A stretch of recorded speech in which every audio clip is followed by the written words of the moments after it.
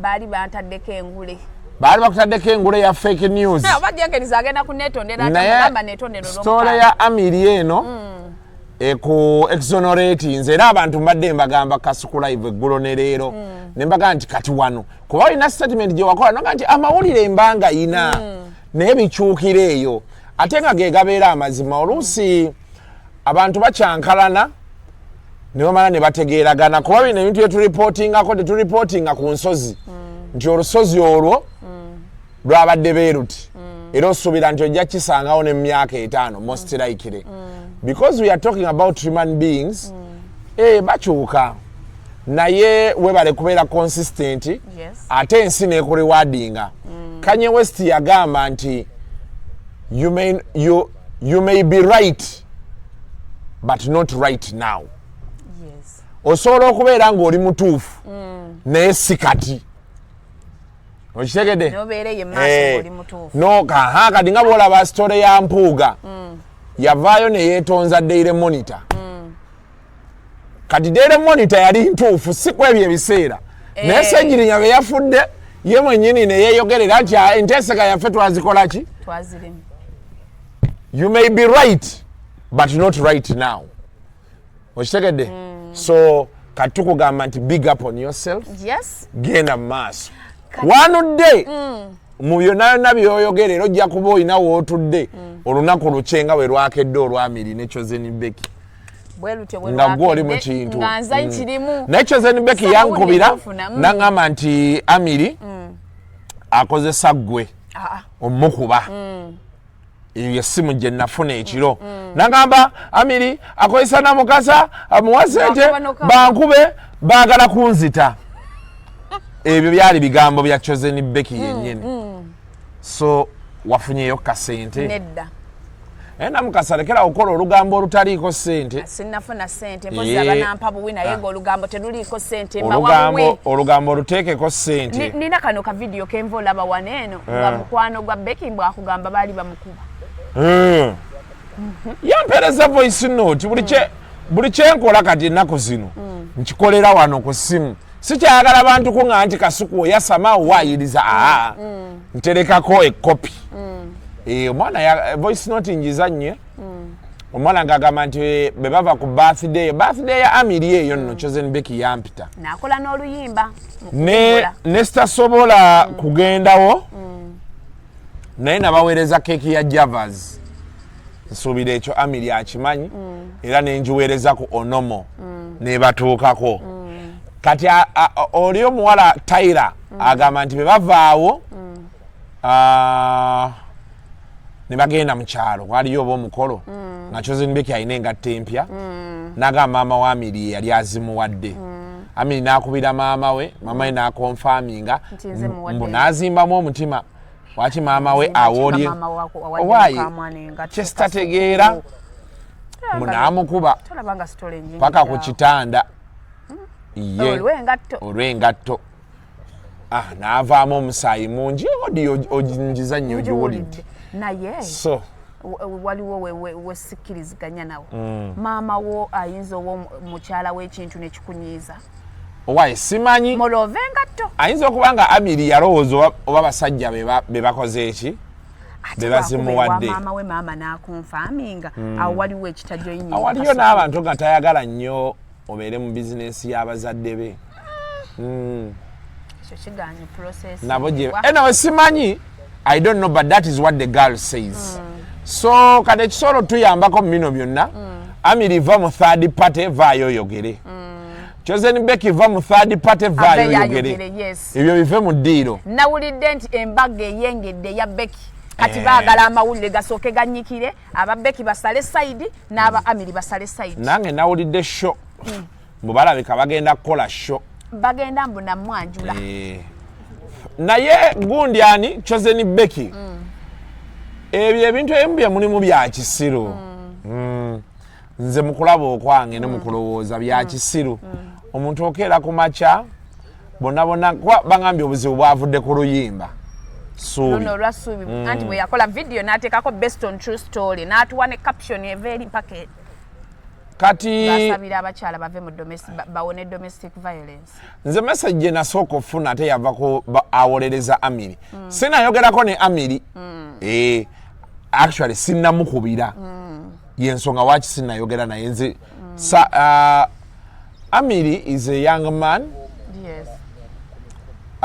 Ekisooka he was a king in jail. Naye n'asobola okwekwatakwata ne yeetereza. Yes. Omanyi kati abo abaana ba Amir musaasira. I feel sorry for him. Yes. I don't know his level of education. He's grappling with the mistakes of the world boys like him make. Yeah, he's grappling with the mistakes of the world boys like him make. He was a simple boy nga ali mu room yemu oba kisenge eddiro ba room emu ayawuza kateni kati ali ku Facebook okwo w'amaanyi. By the way, nali simumanyi mumanyira ku Chosen Beacky. Kuba oli omusajja wa Chosen Beacky yasooka. Ate nabimanya luvannyuma naye yali mukwano gwaffe.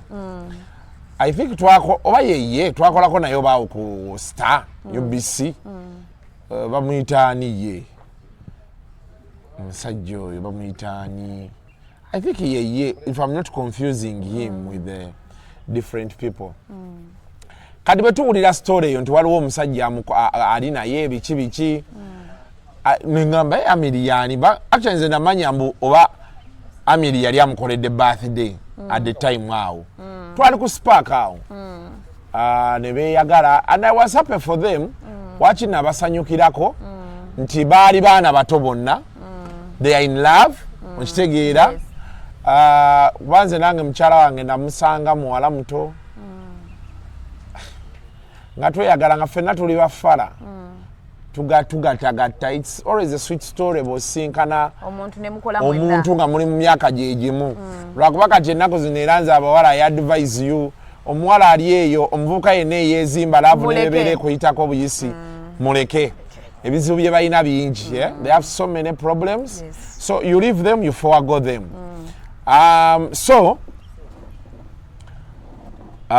bebeeyagala ne babeerawo awo nga beeyagala naye kati nze be nalaba aba be nawulira nti bazadde ba Beacky babeera naye I knew there was going to be a problem. Black tax, ogimanyi black tax.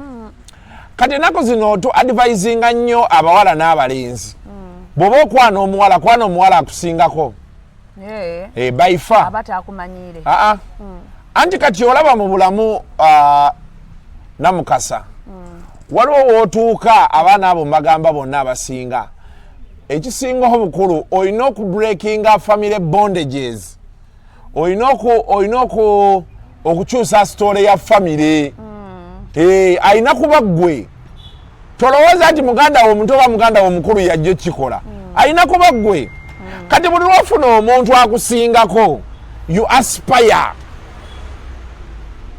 Oshagede? You aspire. You don't be inspired. Abantu abasinga ba confusing aspiring and inspired. Yes. Inspiring, you look up to someone. Yes, naye bibeera bya kinaku. Njagala kubanga oyo. Wano olina kyogobo you aspiring. You are in the process. You oli mu action. Obakitegeera? Yes. Kati buli lwosanga omuwala ng'alina backlog ng'eya Chosen Beacky. Aliko backlog ya taata we eya maama we nga tonatuuka awo aliko omwana gwe yazaala aliko taata we aliko maama we kati otandika obulamu bwo n'omuntu oyo nga muliko firiniiro batya olina okusanyusa maama we osanyuse taata we ate osanyuse n'omwana because those three bonna they are instrumental in that person's life. Kati tewali kintu kisinga bubi mu relationship wonna wooli okutandika relationship nga you are one kneel down. It's bad. Okitegedde? Nina mukwano gwange abadde mu relationship n'omuwala omuwala ng'alina omwana kati ng'alina pleasinga omwana omwana alwala omwana abadde atuse ku level walina osasulira n'omwana fees because ng'omwana ye weak sport yaki ya maama kati ne mmunyonyola ne mugamba nti gwe ku mbeera gy'olimu nawe weezimba kala totandika omugugu gw'omukazi otandike n'omugugu gw'omwana kati omukazi atawo kwabadde agatta omumanyirira okitegedde ne mugamba vaayo n'amugoba era kati yakomyewo ku ground obulamu omuvubuka yenna kati abantu abasobola otandika obulamu nga omupiira relationship ng'omupiira guli mu 3 mil kati be baffe wano wendi olunaku olwaleero nina obusobozi obuteeka omukazi mu nnyumba eyakamu ekitundu nga mbeera naye ne mulabirira n'omwana we ne bazadde be obusobozi mbuyina bonna n'obalabirira because sente nziyinawo esobola okukola ebyo naye ate n'akamanyiiro nkayina bamaama osobola obbayisa nsobola omunnyonnyola ne mugaa tomumanyiira nnyo bazadde bo balindeko yes wano wendi olina authority but of course nakyo kiri visavi muwala ki gwenfunye alina kuba munaku ate bw'ofuna akusinga benfuna ayinamukko kasente kate naye sibimugamba so kati omwana oyo yayingira relationship ng'ali ku 3-0 kati ate ekimuku foniru wagiyingiriramu nga gwaliko yakalaba ekibuga yakalaba ekibuga kati awo obudde ne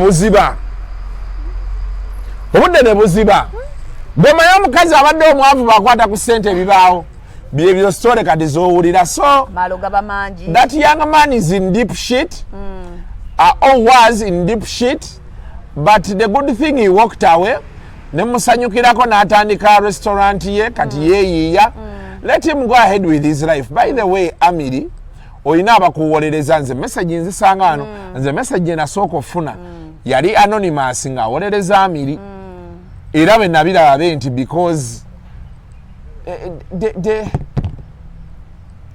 tebalina nnyo traction eri awo eboogezaako by'amaanyi okujjako kati nga bwe tuli mu scarcity of news but on another day Amir and Chosen Beacky wouldn't make news anywhere.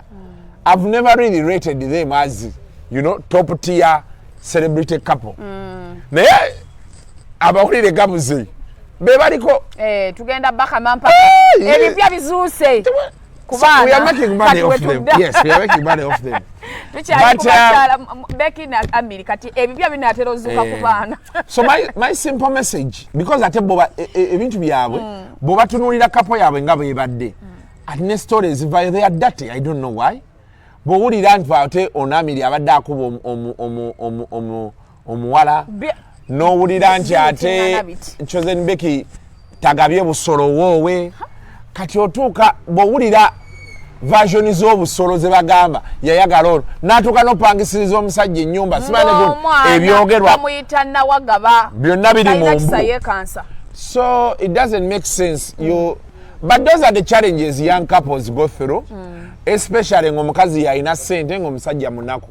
So ebyo bibaawo naye nze kyenjo basaba boogere ne mikwano gyabo oba damize bakozesa otambuza Bwino ba withdrawing Amir is not even 35 years.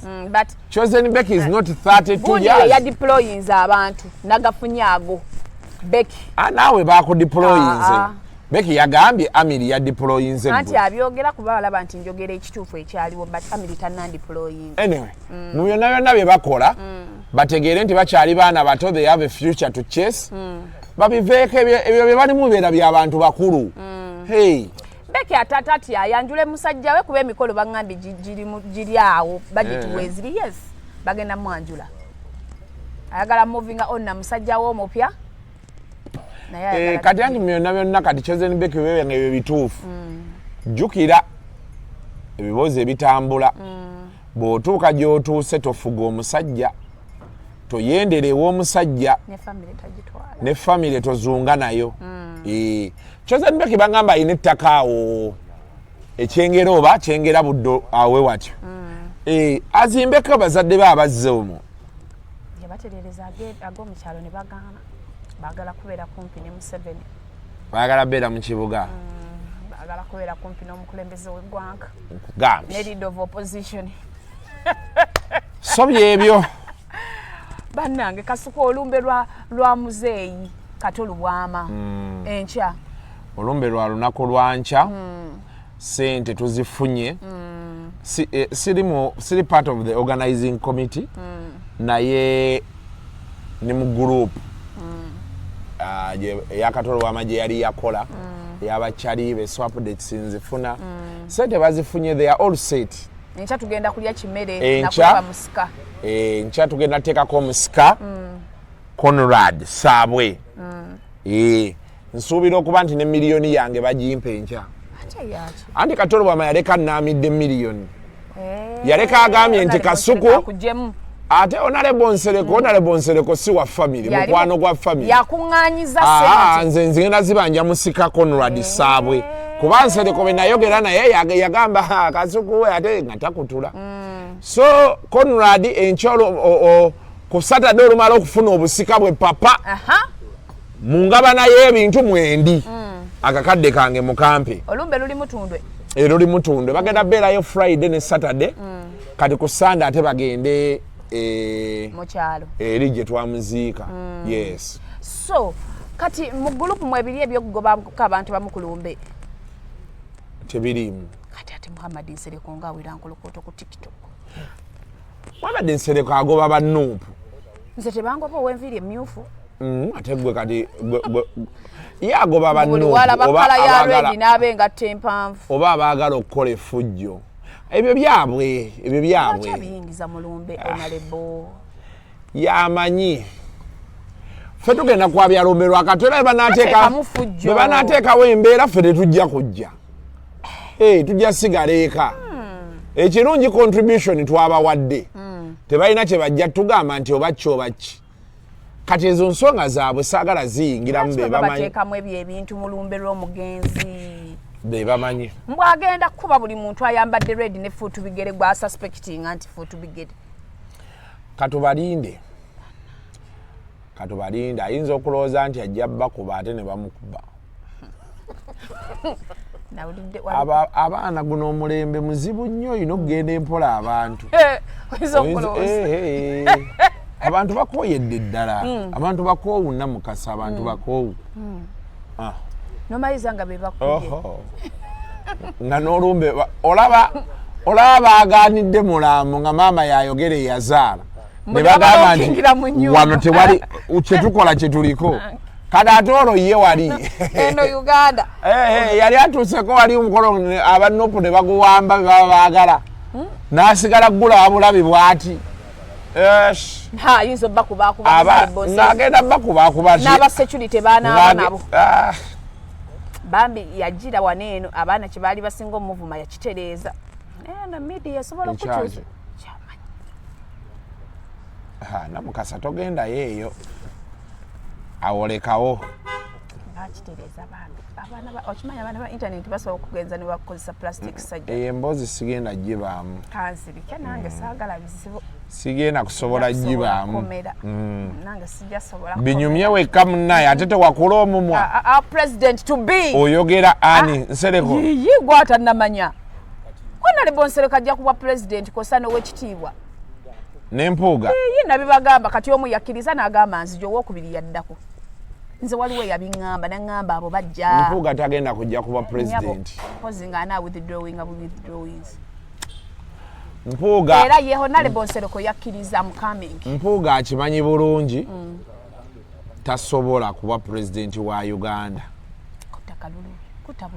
kati ate omugaati agwagala teri atayagala mugaati kati siraba we yeesimbirawo bagala musindika kutta kalulu agenda kukomawo kuba MP agenda kudda kati mpuuga saba mpuuga w'amaanyi mu constituency ye constituency ya mpuuga eringa bw'olaba Kamwokya Bukoto nfunda erimu abalonzi oba 10 oba 2 oba 3 asobola okubatuukako buli omu banaagenda mu constituency owajja kudda naye bagana okukamuwa by force ajja kudda kila muntu kila nani kuba what is at stake kintu kinene bwe kati tolaba focus be yavudde ku Museveni kali eri ku Mpuuga na Bobby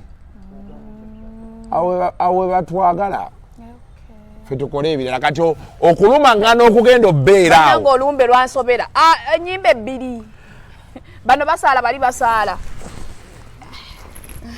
tunaagenda ozuukuka okudda engulu okuvaamu ebyo byonna ng'omutabani kati yakutte balina kwetereeza nga bo they have to find consensus nze kati nina naade ku tv nga ndaba omusajja agamba abo abasajja tebajja kutufuga wakiri Museveni anaatufuga eyabadde ayogera ababadde mu kulwanisa Museveni emyaka nga 3 okitegeera kati awo wenategeeredde kuba tosobola kugamba nti toyagala Museveni naye ate be muli ku sayidi yemu nga mumulwanisa nti ate aleme fuga wakiri Museveni afuge nategedde butegeezi nti kaweddemu dda eyo yembeera gye tulimu kati the first abantu abali mu opposition gye bafininga cohesion kuba obuzibu abo abantu bwe balina nze bwe nalabye era kino nkibagambirawo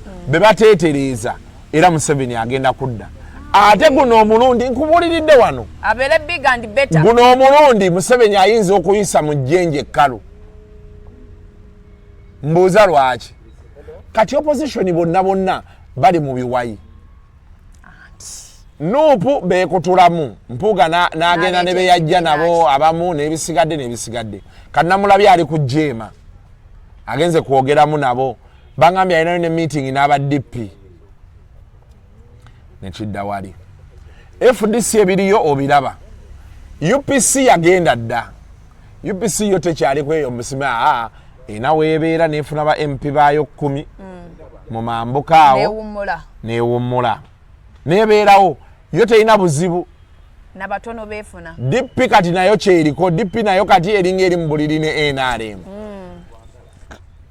kati NRM ate ye eri solidi towulira bayomba babiterereza eyo kati sebo nga tugenda mu kalolomboolira kuba kati jjukira NRM gwe bagoba yali mu buyinza yalina ssente yalina poliisi yalina amagye kate mu abandi badde mwetereeza mugoba omusajja bye bali mu ndowooza obiraba so it is a matter of time katubasabire nze kati ebyobufuzi ndaba birabe naye nga nze kye nandibadde ndowooza bandifayindiza kasita nawulidde statement omusajja ng'agamba nti bano abayaayi okufuga wakiri Museveni afuga nga is a veteran politician aludde mu opposition yabeerako meya n'abeerako MP emyaka 2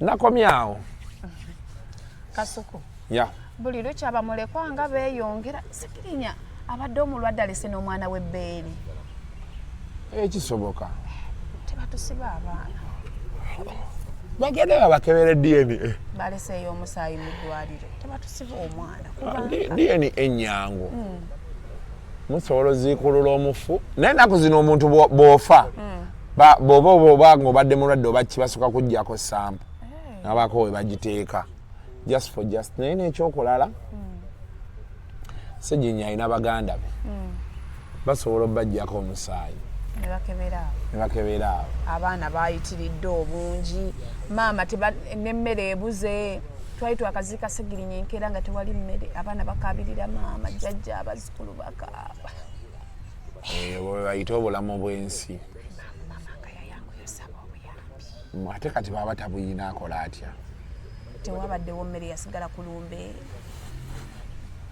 eri Wampuuga gye nalaba balya bangamba n'ebidomola by'obuugi babitikka ne babireeta e Kampala baani Abampuuga mbwe emmere ya Mpuuga yadiba ng'olwo baagala ki accountability mbu bapaakinga ebintu sepisi y'emiceere gyonna ne bazikomyawo eno abakungu bazitebaani namukaso yasama naye awo ensi that is the reality era abantu tubagamba nnyo abasajja abaami n'abakyala wannyo ekitiibwa omuntu ng'akyasobola okukuliisa n'okukusuza olaba omukazi nga aleekaanira omusajja kati naku zino oli ajja na obalaba ku internet oli ng'abuuza aha ani alina obbaliisa okitegedde kati omuntu n'afa kati wootegeera nti omusajja yalina kye yali akola okitegeera so ffe lwakuba nti ebintu ebisinga tubitwala for granted ne tulowooza nti kyoba ki muntu amala vaawo n'omanya yali useful yali w'amaanyi entalo zaabadde nnyingi kusegirinyaawo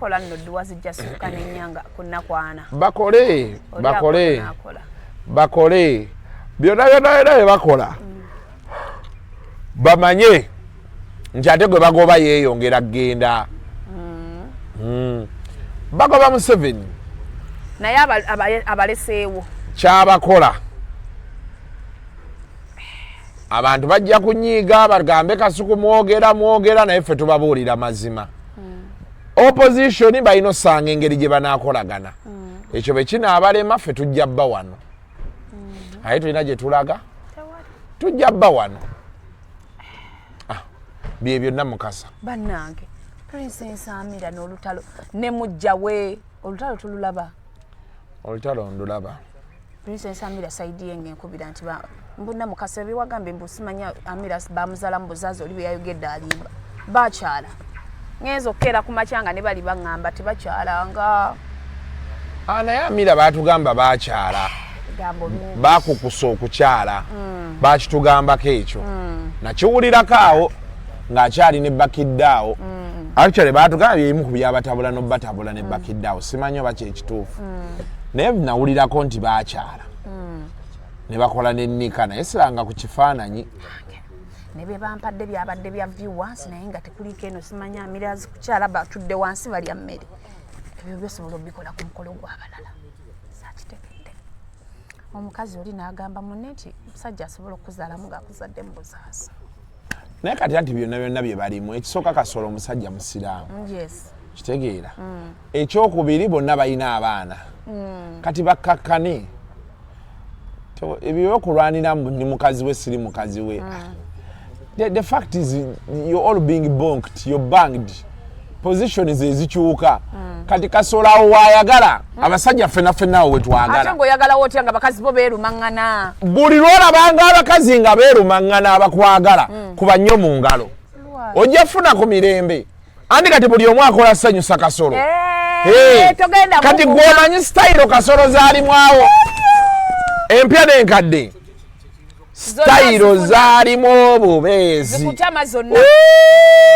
amasimu how are you baby how are you doing baby biki ebyo Kasolo kati ali mu kintu naye abakazi buli lwe babeera awamu n'omukazi ewaka tomukkirizanga kubeera nga takyankalana omukazi olina omuteeka ku bunkeeke awo ojja omufunamu olina omuteeka ku bunkenke abasajja b'edda yeso nga bakiwalabanga nti senga w'abaana yabeerangawo ng'abeera awo senga w'abaana yajja abeera wano senga w'abaana yabeera ayimirizaawo obufumbo obwo buli lugira n'akyojja buli walaba omukazi ng'ali hape ng'amanya ng'asojja omukazi ng'adduka ewa bbaawe kati abeera alina okukola ebintu ebisanyusa omusajja asaidinge naye be muyombamu ngenera asenga w'abaana ajja wamma nze nkoleddeyo akamere balowooza nze kwe twalyoka ku bbeera erimu osula enjala nga wendi omukazi ng'amanya ono because the truth is omusajja kasita atandika okufuna kyalya nga gusigwa okireeta n'amanya nti nsobola okukomawo eka n'enfuna otulo ebadde bimbonyabonya byonna nga biri set gwe ne bwonyiiga amaliriza olwo ajja kufuna omukazi omulala kyebayita checks and balances kati awo Kasolo waali alina okuba nga ali happy I love you baby biki bamuloopera yanjogeddeko yakoze baati awo abasajja bonna we baagala naye nze njagala omuyimbi waffe naye atandika opositinga ku musajja omusajja yamugana omupositinga baana bewogera ebigambo ku intaneti awo oli apositinga okufa ne holiday ey'omwaka oguwedde mu December baali UK n'omukulu ne doctor ate omukazi abipositingira ddala peji y'omukazi togiraba kati kyenjagala obuuza alina abakazi babiri bokka nedda Aina namba emu, namba 2. Naye abo bo olutalo tebalulimu. Namba emu yalabikako Masaka. Yali asibye ekitambala. Namba 2 ali Nansana. Namba 3 dokita. Namba 4 muyimbi waffe. Naye Amir ojja kukaddiwa mangu bw'otava mu ezo ntalo. Kuba kati Amir kyasinga maybe leverage ye muto, she's beautiful. Yes. Naye kati oli omukyala yasoma. Ayina ssente ze. Omukazi owa ssente mulalamu. Yes. Ate abo abaana baategeera enkalu. Wayagala wa meeting omukulembeze w'eggwanga. Kati omukazi asobola okugamba omusajja owaayi sooka ojje wano waliwo ddiiru ya miliyoni 7. Waliwo aba private sector baagala kukola be bati olaba oba osobola obbayamba. Gwe ng'okyamulinda omuleetere bukyayi lekeraawo. Amir alindemu. Amira kakkana is my simple advice. Ze ng'alabira ewala. You can't win that battle. Bw'obanga n'omusajja tosobola mupostinga nga muli naye. You are fighting a losing battle. Omusajja yamugaana. Bino byonna byakwegumya abakazi bye boogera. Kasitajja nze ndaba. Waliyo omukazi atayagala muteeka mu kamera. Era ne ku mazaalibwa g'omusajja omusajja yagamba no photos. Mukazi oli oda nnyo kye nalabye. Ate omukazi alina ssente. Abakuyiza mu mikono. Oho. Alina akyali ku ebyo abakazi asobola okuweereza nga balina omusajja bali bwereere. N'abikuweereza laga ndowooza okirabye. Omutima ne gukubuukamu ne gugwa wali. Ate sayidi ya dokita ye bweweereza ebifaananyi tebiba bya viewers. Omukyalo oyo teyalina musiraamu nze babiŋŋambye. Kituufu. Yali Ruth. Omusajja n'amwanjula n'akyala n'amukuba n'amuwoowa n'amufuula n'amuwa erya Aisha. N'amutwala e Mecca n'akola wumula. Kwe kufuna erinnya lya Aisha bwe yakomawo n'amuwa emmotoka ya Range Rover n'agiteekako Dr. Aisha. Oli avuga Noah. Mukwano Amira. Naye kasita alina bizinensi. Sikuyinaako buzibu kiri awo naye kyalo oli alina ssente kireka ojja kaddiira bwereere ate ate problem gy'ojja ofuna ate boona okaddiwa ate gujja bagire n'omusajja obe nga tokyamulaba. Sigaza ka pretty face kaawo obeerawo okole ebibyo. Musajja baba zajje alternative le weesonyiwe kasolo. Ffe tuli eno you can come. Yes, she can come. Baba ganti teyakuwoowa simu toli simuwoowe. Funa abasajja weebali. Abasajja weebali toweesiba nnyo ku musajja. Abasajja weebali gwe gamba bugambi nti nze bannange nze yanzaalamu buzaazi olabe. Abaana be bateekera. Abalina enkalu.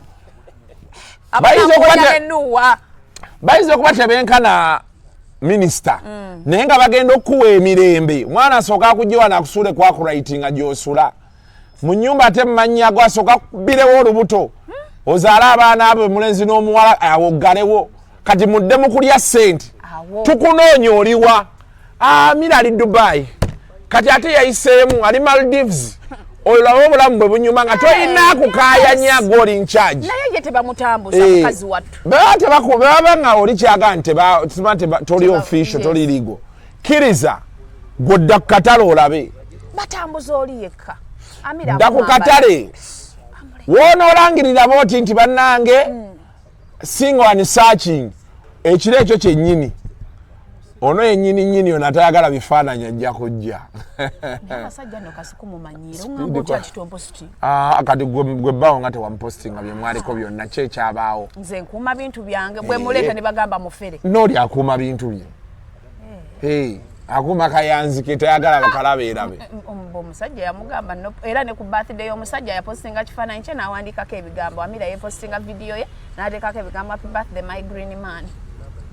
Chokoli namukolera pati namupostinga dokita atukuba nnyo ziwini guli 10 sente atayina sente kina abawala kye tubagamba baamukko n'enkalu kati tosobola kulwana n'oli ayina sente oli Ruth mweru naye alabika bulungi naye mulamu njogera alabika okuba ali assertive tayagala nnyo kumanya byakisiri akozesa authority omulaba kati byebagamba oli ali eyawoza Makerere ediguli te omukazi wuyo yasoma ebitabo bye bosi mulamba ng'otandika nnyumya ebyo ali enaayiribya mujjawe buli lwayagalanga nze kye natyawo bwessanna mutunula n'endaba ne muyingiramu ne bamunyumiza buli kimu buli wayagala alaba omukulembeze w'eggwanga ne ŋŋamba Amira waffe alinda kampeyini ayimbe alindeko namukasa njagala kukuteera wano njagala genda kati tugende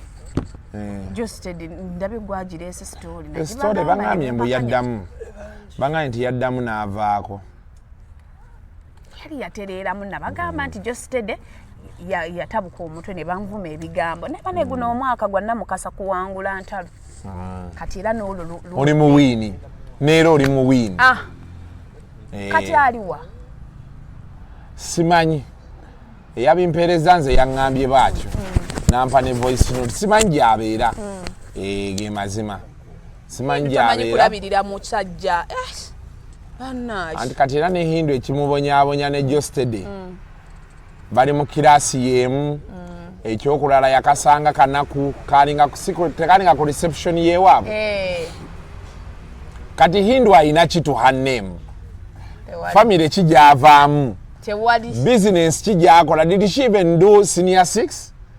Does she have a degree to her name? Senior 4. So kati abera ina bona bwatyo. Hai singati yavuwa pulima. Amagulu ga mutunda. Yandisigadde ne pulima mukazi mutete enkanya. Ani? Justed.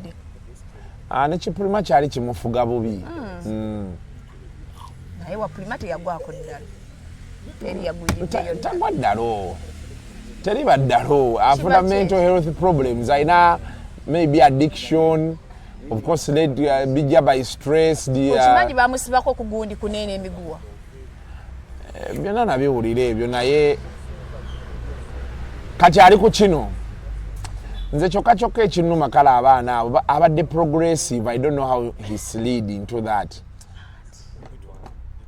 I don't know, but katumusabire ffe tukuteera mu ssaala ffe Namukasa wano tulinga ngoma aliwo gwe tukubira bwe kiri bw'ovaawo nga babayi. So kati ebisigadde it is up to him okwetereeza alabe obulamu bwabutambuza baba tasobola shawuli yako nga tugenda kukiddako. Wanyambye ne ku story ya Spice eriwa ey'omuwoowa ate bannange guno omwaka buli kye nayogera kiteredde.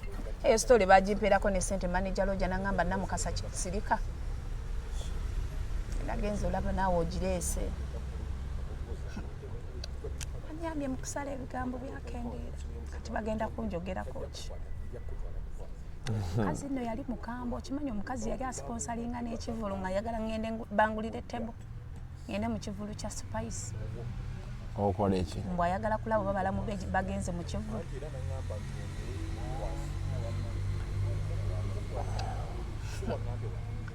Kasuku baako kyoyogera tusiibule.